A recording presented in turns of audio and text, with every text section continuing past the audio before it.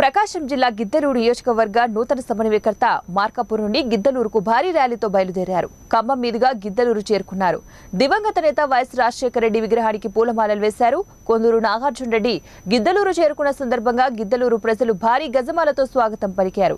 నేటి నుంచి ప్రతి పంచాయతీకి వచ్చి ప్రజల సమస్యలు తెలుసుకుంటానని అన్నారు.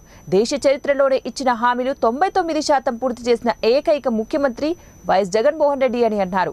సచివాలయాలు ఏర్పాటు చేసి అర్హులైన ప్రతి పేదవాడికి కూడా సంక్షేమ పథకాలు కులం మతం చూడకుండా అందించిన ఏకైక ముఖ్యమంత్రి నియోజకవర్గంలోని ప్రతి పంచాయతీలో పర్యటించి ప్రజల యొక్క సమస్యలను తెలుసుకొని సంక్షేమ పథకాలు అందని అర్హులైన ప్రతి ఒక్కరికి కూడా అందేలాగా చూస్తానని కొందూరు నాగార్జున రెడ్డి తెలిపారు.